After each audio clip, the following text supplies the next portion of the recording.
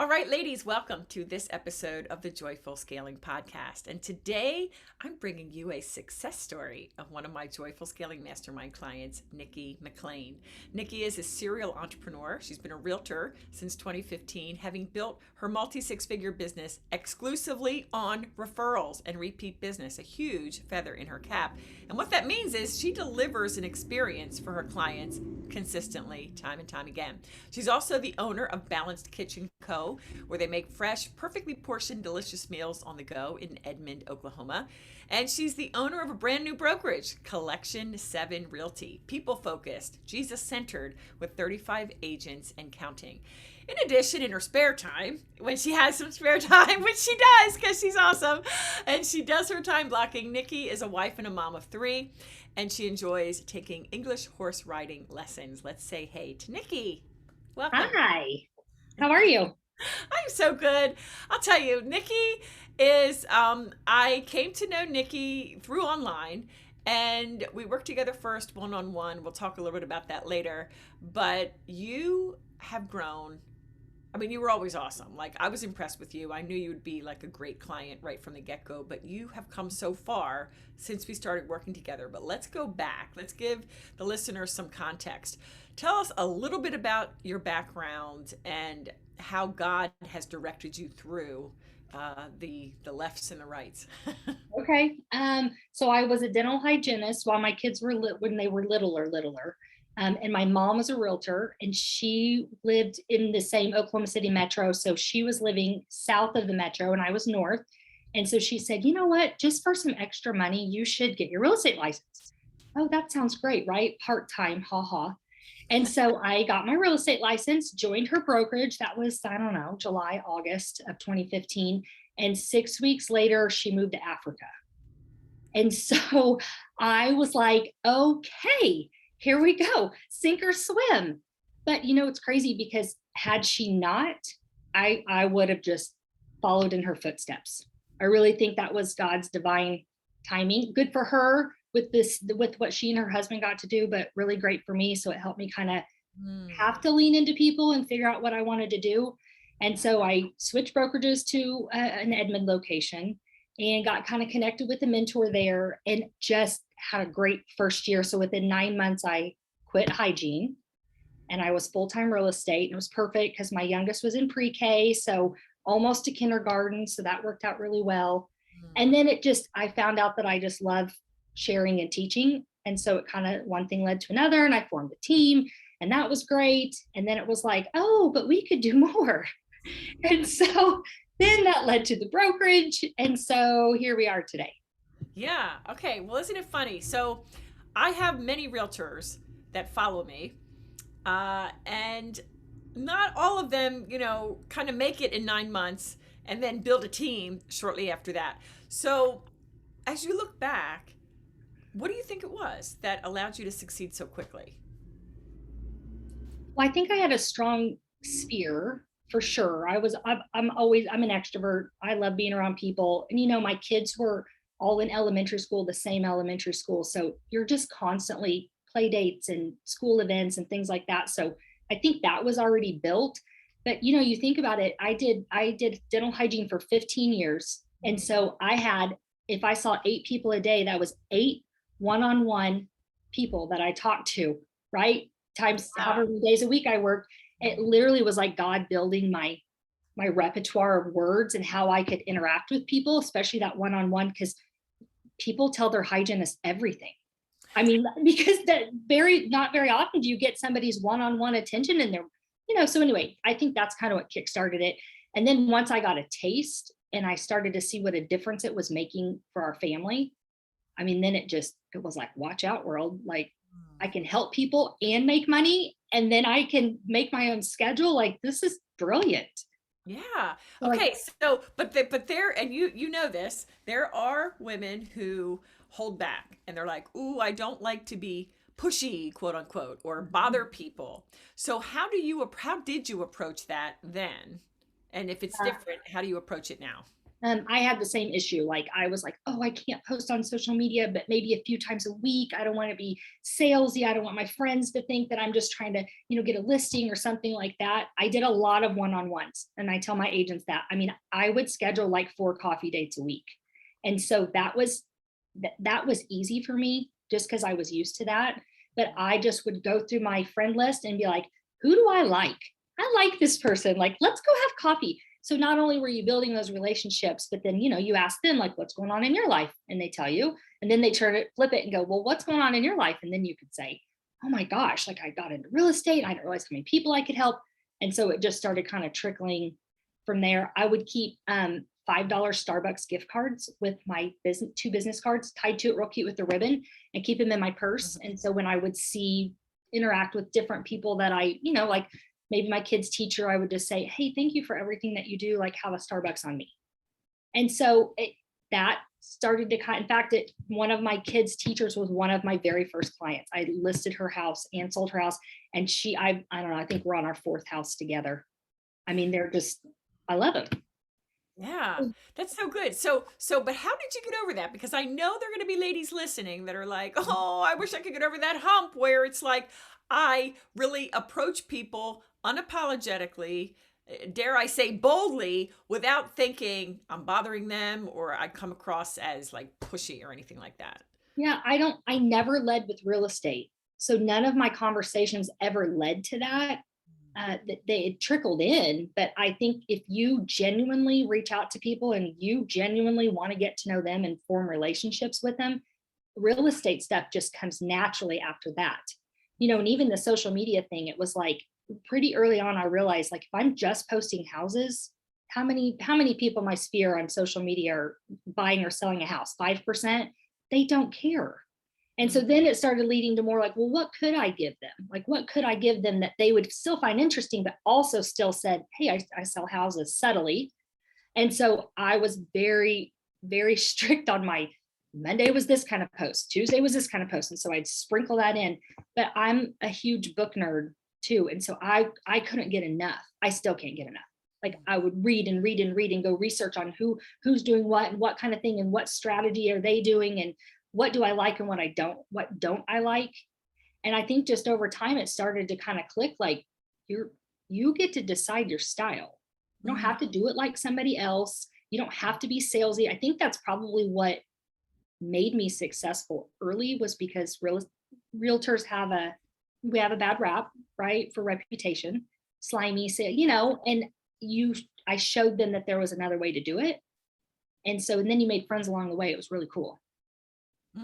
Okay. So I want to follow up on something you said. So in the beginning, you kind of were looking around, but at some point you decided, this is my business. God gave this to me and I'm going to do it my way. Mm-hmm.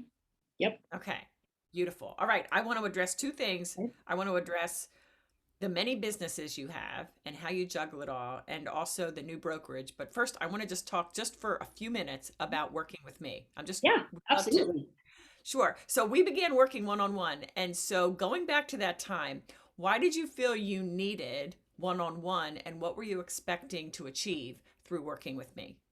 Well, it's funny because I originally, and I love everything about you. We kind of started forming a relationship online. And I know I talked to you about that I had high expectation because I had coaches in the past. And it was like, that's it. I didn't know then exactly what I wasn't getting. I just knew it wasn't working. And I remember having that conversation with you, and I was blown away the first meeting that we had. I didn't know I needed, and I say this like not in a negative tone, but I didn't know I needed so much mental help on the business side. My strength is strategizing. I'll go the distance. Like I don't have any issues with that. And so all of my previous coaching had just been on, count backwards. What do you want your numbers to be? And then how many people do you have to meet? Like that's not a problem for me. I'm missing a component.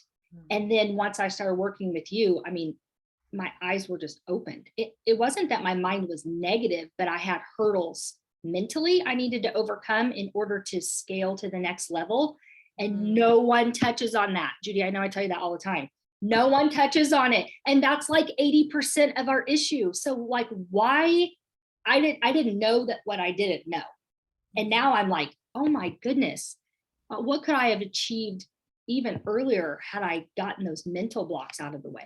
That's so good. And I appreciate that because you know me, I'm strategy and mindset. And really what I find with myself and, you know, as I'm evolving and what you've just said, the people like us, you and me, we're go-getters. We're willing to do the work. We'll do what has to be, but it's not even the work, the physical doing that will make the biggest difference. It is our mindset. So why don't you just pick one of those obstacles and share how you work through it and how you're thinking differently?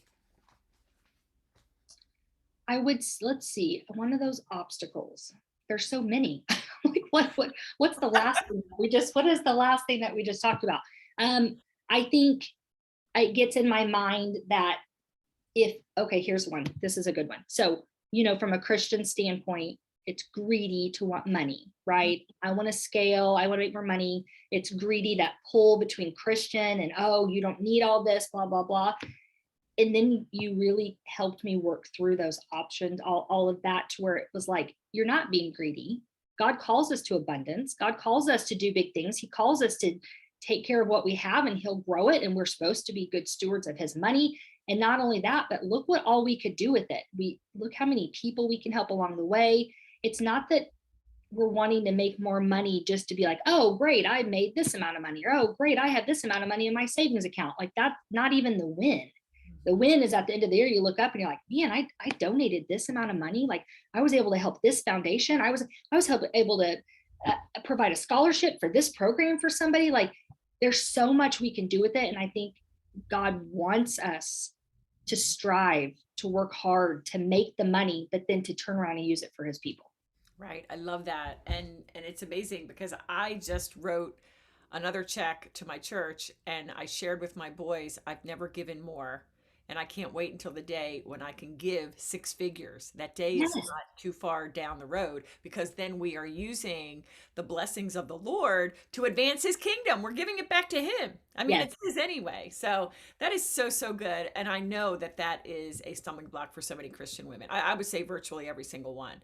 I, All right, so I just want to go just a little bit deeper. So what was the process? We don't need to give it all, or you can say whatever you like, but how did you get from that struggle between, is it okay for me to be, you know, ambitious? Is it selfish ambition versus where you are now, which is like, I'm solid. God called me to this and I'm going to go big. I don't want to say that I needed permission because that's not really the word that I would say. But when you get to a certain level in business, there's not a lot of people that you can bounce ideas off of, or not a lot of people that are truly in it for God. And so you and I, it didn't happen the first round. Like you and I touched on it, and I love it because you always go, whoa, whoa, whoa, what did you say? Like, no, let's go deeper. What is that? Like, okay, how can we reframe that? Like how can we? And so you started kind of teaching techniques. And so then I could catch myself. So instead of wallowing in that for 24 hours, maybe I cut it down to 10. And then the next time that thought came in and I was able to capture it and talk to you about it, and you'd say, no, go back. What did we talk about? Like once it kind of got ingrained in my brain, it's almost like it had to create that new path so that my brain would remember. And we know that the enemy's constantly there throwing darts, telling us these things. And I had allowed him too much control. And it was like the light went off with you.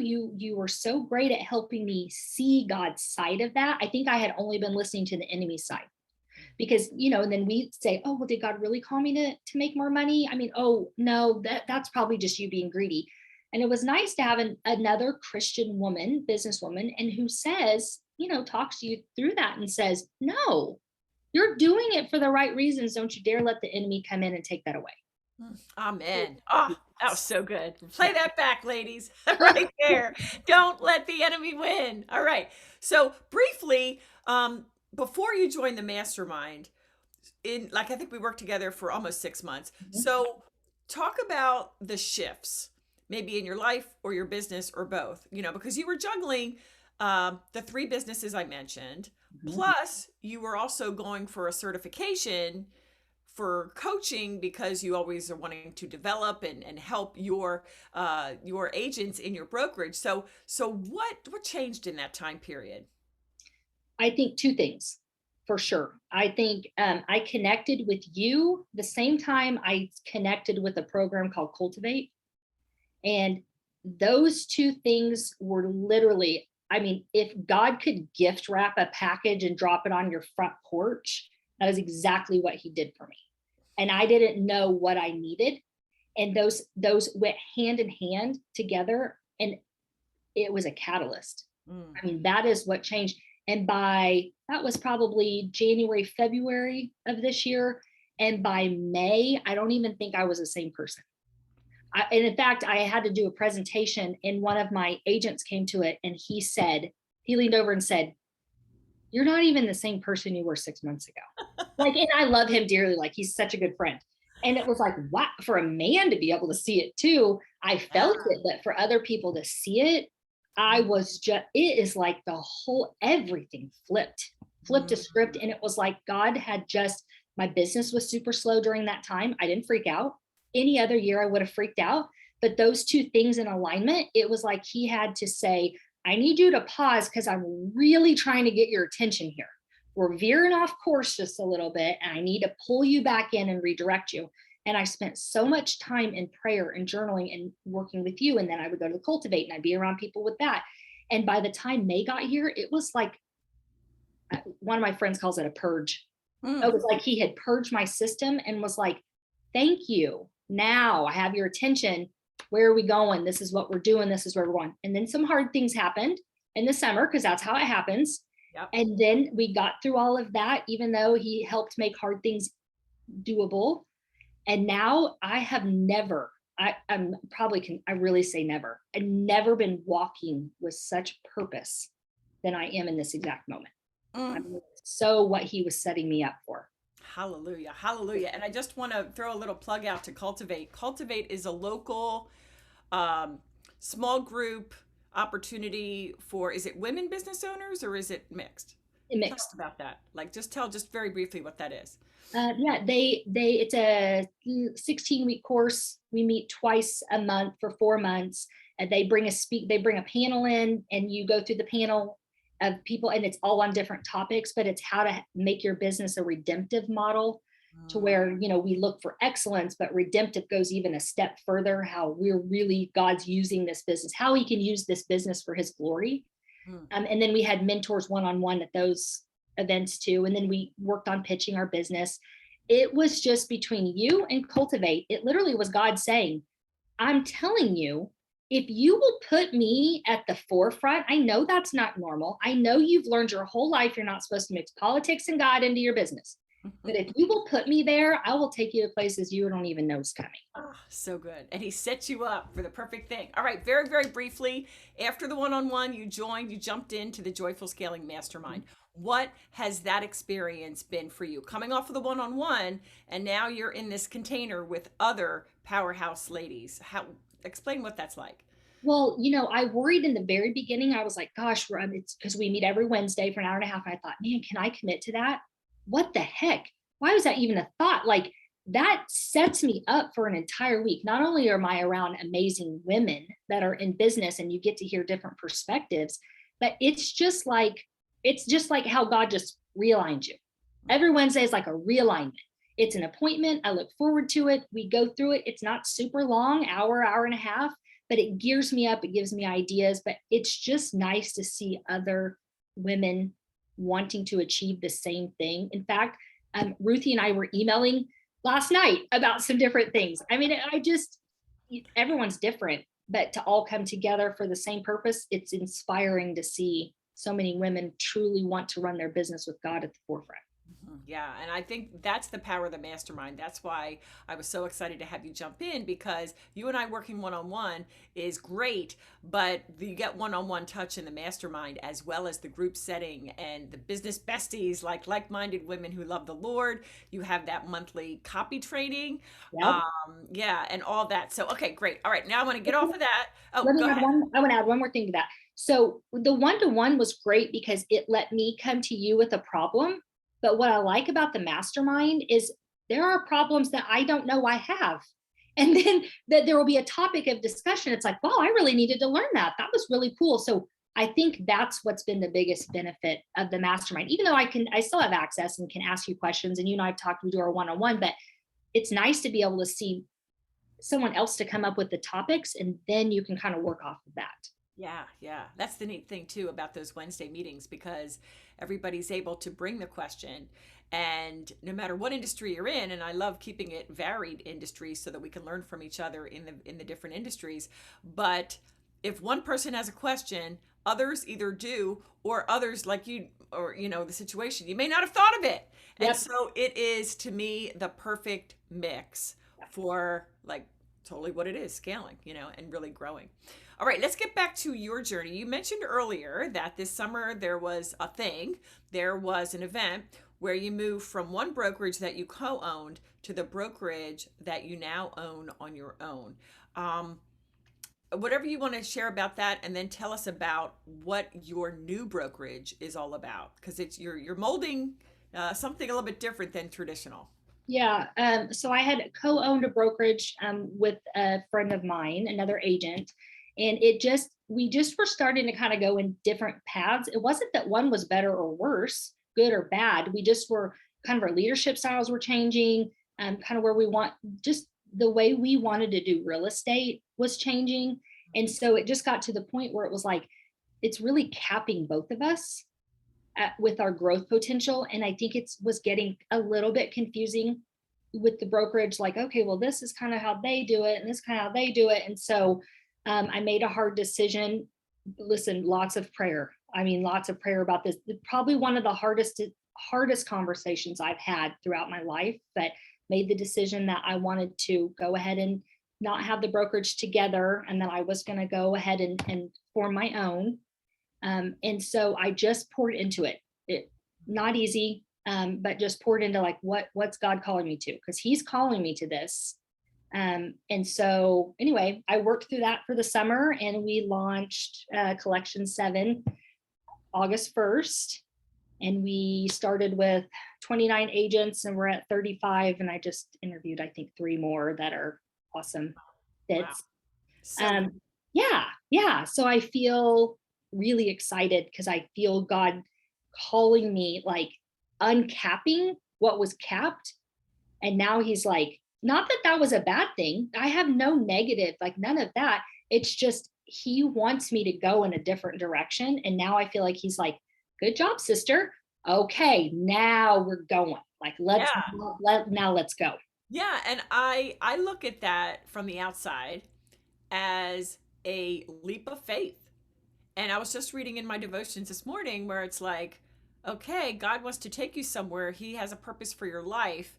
But in order to get to really living your full purpose and get to where He wants to get you, you've got to take leaps of faith along the way. And when you do, then He blesses you for that. Wow, you're showing faith. You're pleasing me. Okay, where I give you this much, now I can give you more. So that just, is a beautiful example of how God works in that way.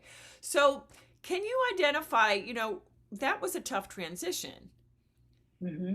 And it's your 3 kids are home. I mean, they're older, but still, I mean, they're home.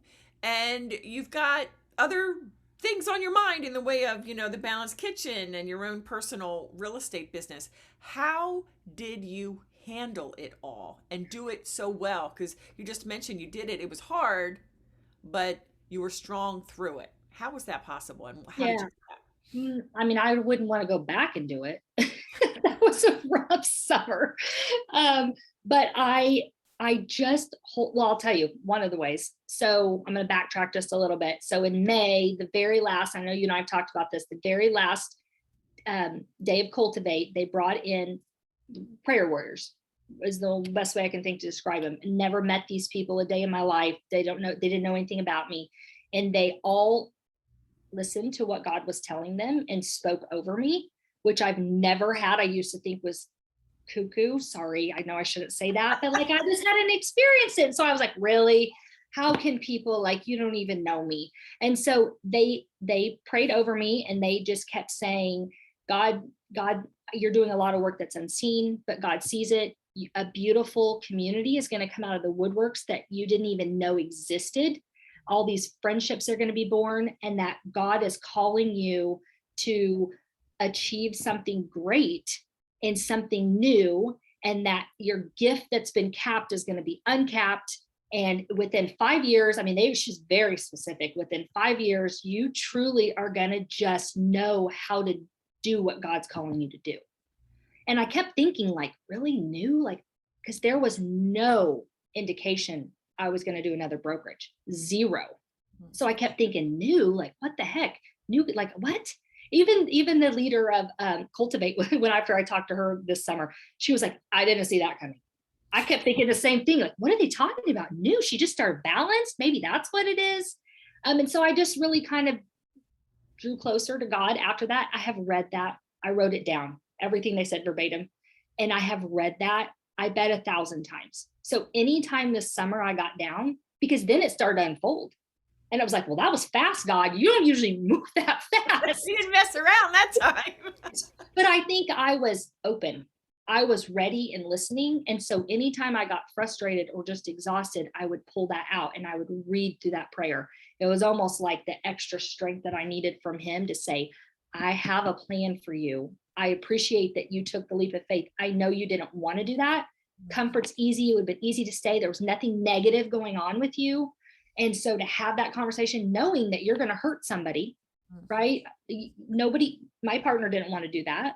And so, and then feeling that feeling of like, well, was that Christian? Like, we're both Christian women. Like, is that fair that I did that? And I just wholeheartedly was like, I know he's calling me to something different. And so I just kept reading through that. And it just clicked one day. And I don't know, now that I'm glad that it's done and we're moving along, because it was exhausting. But man, one of the most rewarding things that's probably occurred in a really long time. Yeah. And your growth as a person, but also as a powerful CEO, because you and I had talked about, I co-owned a brokerage and, we both did lots of things, but now I'm on my own. This is my business of this significance with now 35 agents. That's a big responsibility. How do you feel with that? Like when you wake up, tell us how you feel, your first thought when you wake up. Oh, excited. I love Tuesdays. Tuesdays are training day. So people come into the office. It's like my favorite day of the week. I mean, I just absolutely love it. I was nervous in the beginning for that but very short-lived. It was just like peace from God that was like, I'm going to bring people. You may be the name and run it, but I'm going to bring people into your life that are just going to step up. And that is what I've seen, which has, in fact, I just had a coaching call with one of our agents and she was like, don't ever hesitate to ask me for anything. You do so much for us. We want to help you. If you need us to form a committee for something, you just tell us. And so to have so many people that we're starting to find everyone's strength, what their extra purpose is, because we know it's not just real estate. And so then they're stepping up and going, hey, why don't I take care of this? And it's like, oh, thank you. That would be great. And they're not overworked or overtaxed. It's something they enjoy doing, but just taking those little bitty things off my plate so I can strategize to help everybody grow is huge. Yeah, because, and by doing that, you're giving them opportunities to grow as well. Because a lot of times, I know this because I used to years and years ago focus exclusively on coaching women in real estate. A lot of times they don't consider themselves entrepreneurs. They almost consider themselves employees of the brokers, which they're not, right. But they kind of see themselves, they identify that way. And so when through your coaching and the way you're training and even offering these opportunities, you're really helping them to step into who God made them to be as entrepreneurial women. And so I would love for you to share about what's different about your brokerage and even to the name of the brokerage. Yeah, the name is like one of my favorite parts. God like dropped that one too, right on my lap. So collection obviously is a group of people. I think of collection, when I think of a collection, I think of value, like high value. And 7 is a holy number. And I loved the holy number that it just represented a journey that God has you on, that there's rest and abundance. And so I wanted God at the center. So obviously collection and realty with 7 in the middle, showing that God's first. It just came. And I had people at first question me like, oh, are you sure? Like it might sound like this, or I was like, I can't change it. Like God already told me this is the name. And now I get so many compliments on it that I'm like, Okay, see, that all worked out good. Yes, and that is so good. I just want to pause to emphasize something. Okay, just earlier today for my Thriver Thursday, we talked about creating right offers. And how do I know if the offer's right? And it goes to your point too. You decided after, spending time with the Lord, the decision was made. And so thank you for the input, but I'm solid. I'm not going to change it, Yep. right? And I think that's also part of your growth. That's part of the mindset work we're talking about. Decide, Oh, commit, and implement, right? a year ago, I would have had, and I ask for opinions because I like opinions. It doesn't necessarily mean I have to take them, but I value other people's perspectives. But a year ago, that would have tripped me up, right? I would have been like, oh gosh, somebody doesn't, oh, what if it does sound like this? Oh, what if it, and this time was like, nope, sorry. This is the name he gave me. So I can't change it. It's his name, not mine. So I And you don't, don't want to change I it. don't, I love it. I think it represents the brokerage very powerfully. Absolutely. I mean, and you can explain that meaning behind that just as you did here, very briefly and succinctly, and it would absolutely, I believe, draw in any Jesus lover. I mean, Yes, that's the powerful. It's a goal. powerful testimony. So, what made the difference? A year ago, you said you'd be all like, "Oh, I don't know," and doubtful, and this time you're solid in your convictions. What is it? I mean, and again, the reason I'm asking this is because for a woman out there, and many do, who is like ruminating in the doubt and they can't even decide how to price things. And I'm talking about others even outside of real estate. I don't even know how to put my offer together. I don't know how to price things. I don't know how to market myself. There's a lot of I don't know. Mhm. How do you get to the place where you're not looking at others, where you're going to God and you are standing firm and feeling good about the decisions you make? Well, I mean, I'm gonna plug you a little bit because you better find somebody that can help you work through mindset. Yeah, I'm a Bible reader, I'm a book reader, but the problem with the mindset was it was I kept questioning, but was that God that said that or was that me? I really was struggling. It kept me in that torn back and forth. Like I didn't know. And I know people are like, well, read the Bible, he's going to talk to you. And I was like, whatever. Like he's not going to tell me if that's the name I should use. But man, when you dive in and you are patient, I'm a quick. Okay, I need a name. I need it by, like 30 minutes from now. And I didn't. I was like, okay, he does a really good job of downloading things to me at either 2 a.m. or 5:30 a.m. I don't know if it's like on repeat or speed dial, but like those are his times that he talks to me. And I would just wake up and that would be the name. And then I'd start researching it, looking at taking down a rabbit hole. And then it was like, ding, okay, that's it. So I think you've got to have somebody help with mindset. I mean, even my children, I'm like, oh, they're in trouble because I'm already like, oh no, we're going to work on this mindset. Like you're going to master this. I was in my 40s before I not mastered. I'm still working on it, but Yeah. think how much more I could have done in life had I not always questioned that and just become, and you know what? I'm okay with if my answer is wrong or what I think I'm solid in, and maybe that wasn't the right path, I'm okay with owning that and saying, okay, it wasn't. So now where do we go? I think that's the whole thing. Like you can't look at it like failure, just have to look at it like, well, that didn't work. So okay, now what? It just like curves. We'll find the answer. We'll just Yeah, keep on going. That's not a failure. That's an opportunity to learn, right? exactly. So, well, I really want to land on one more thing before we wrap up. Thank you so much. This has been so good. So, you mentioned earlier about not knowing what you don't know. Mm-hmm. And something just popped into my brain. Remember when you and I talked about time hacks Mm-hmm. and about, voice noting things to yourself, like Well, that was things genius. that you're Yes. like, oh, how do I capture that? And how do I organize? And how do I Mhm. even time block really efficiently? And I remember the next week when you and I came together, you're like, Judy, my life is different. My husband, I taught him and he's excited. And so just you can share a little bit about that because I think that really emphasizes how sometimes even the smallest little thing that a coach can give Mhm. that you may not even have seen exists can make a Right. huge impact. Well, for sure, like the voice notes, like could because I even bought myself a little voice recorder. I never use it. And you were like, just text yourself. I was like, what? Oh my gosh, are you serious? Why did I not think of that? That's crazy. Oh yeah, that's what I do now. And then I just go back at the end of the day and check like, oh, okay, yep, I need to talk to that person about this. Helps get it off my brain. But one of my favorite things that you helped me with was you had me do the 3 buckets. In fact, I do it with all of my agents too. So, bucket number one is like, okay, what is it only you can do? This is your expertise. Like, no, you can't delegate it. This next bucket is, okay, what do you hate to do? Is it something that can be delegated? Let's look through that. And then the other bucket is one that's like, you're doing it and maybe you're good at it, but do you have to do it? And when I started to spend the time on those buckets, it was like freeing, because it was like, I don't like doing this. Why am I doing that? Nope, delegate. And then the other things were like, okay, well, I enjoy doing this, but right now that can't be my focus. So I'm going to have somebody help me. Maybe I can come back to it at some point if I want to create with it. But for now, this bucket number one, that's what you have to focus on. That's where you're going. You can't do everything. Mm-hmm. And we do, everything goes on my digital calendar. So my husband and I, if our kids are busy, and so if any activity, I send him a calendar invite. And once he accepts it, then I'm like, hey, it's out of my brain. You accepted it. Like, that's on you. So if it's his turn to pick somebody up, I send him a calendar invite. And if he says yes, then I'm like, you're picking that person up, right? That's not me. And now it's funny. It gets to the point where he's like, where are you guys at? I'm like, oh, such and such had this. And he was like, that was not on the calendar.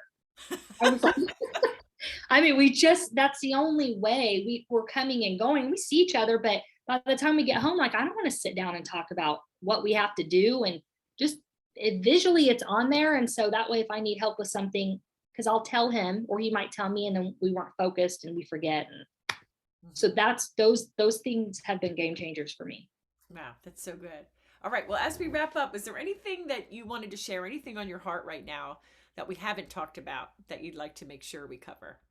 I would say fight for purpose.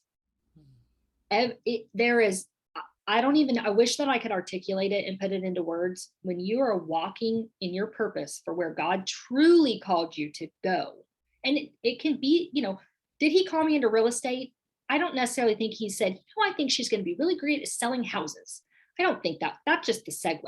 But when you walk in your purpose, it is light. Life is light.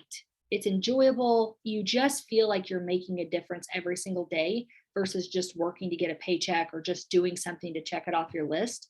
And I don't think that we spend enough time in life trying to find our purpose. And I would say, if you can find it, good life. Yeah. And when you find your purpose, then it's kind of like an overused cliche, but it's true.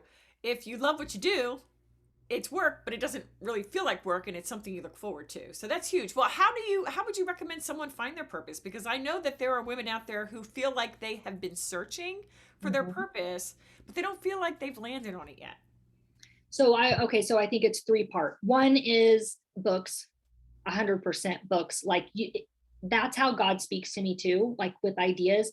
And so if you're looking, it's not necessarily that has to be purpose, but books, but as much knowledge as you can get into your brain. Some of it may be The Go-Giver, which gives you a different idea for business, or it might be Atomic Habits, which helps give you like really good focus on getting things in line. Like, sometimes you may just have to clear space out of your brain to allow time. You know what I mean? So I think it's a trickle effect. I would say this whole process for me started when my oldest started middle school. So 6th grade, and she's just starting her senior year. So what is that, 6 years?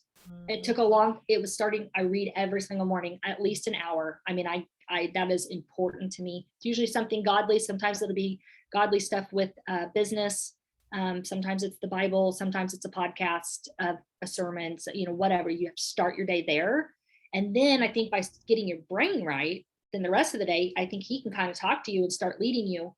But I would say for sure, books, read tons of those. Find somebody, if you can't afford a coach yet, find somebody that will help you work on mindset, for sure, mindset. And then I would say, don't be scared to do something different, because God may not be calling you to where you are right now. If you feel like your spirit's got a little bit of a rub there, he may be trying to call you to something different, and your purpose may be somewhere else. So I think you have to be open and then just be patient. I promise he will, if you dive in and really lean into him, he will show you. That's his goal, right? He created this for this purpose in life, and he wants you to walk in it. He knows the difference you're going to feel and the way your life is going to change. And so he wants that for you. We just can't let the busy hustle and bustle keep shoving it down. Right, Take the time to right. find it. I do believe that he has a purpose for each of us and he wants to reveal it. But I think just like how we get more mature in the faith, and that will only come by reading the Bible and spending time with him. Yep. I think similarly, when we're looking for our purpose, then we need to be intentional. And I know you love the word intentional. I love the word intentional. We've got to be intentional.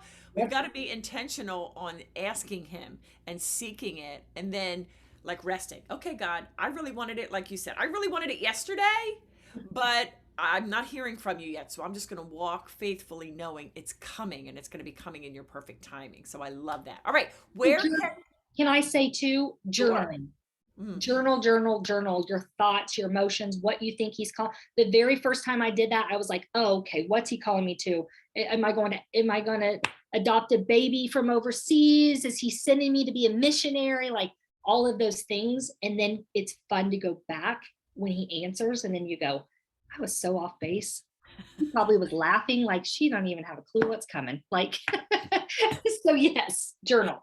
yes. And I totally think that's right too, especially when we're talking about mindset and specifically Christian focused mindset. Okay. I've got to do this on my little soapbox here.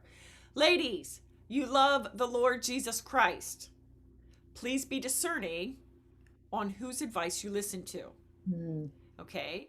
We are not called to trust crystals or cards or any other like the secret garbage. Okay? We've got to be very discerning. Okay? Because there are lots of spirits out there, and it's either of God or of the enemy. There's nothing in the middle. So, yeah, we have to always be very mindful. Lord God, help me to hear your voice clearly. Jesus said, I'm the good shepherd, and mine know my voice. So we need to always be aware of that. All right, so this is so, so good. Unfortunately, we have to wrap it up. So, Nikki, where can our listeners find you online? You can go to my website at nikkimcclainco.com, or you can see most of my stuff's on Facebook. That's probably the best way to really get to know who I am. So yeah. Okay, I'll drop all those links in the show notes. Nikki, thank you so much for sharing your heart and all of your wisdom with our listeners. I really Of appreciate course. it. Thanks for having me.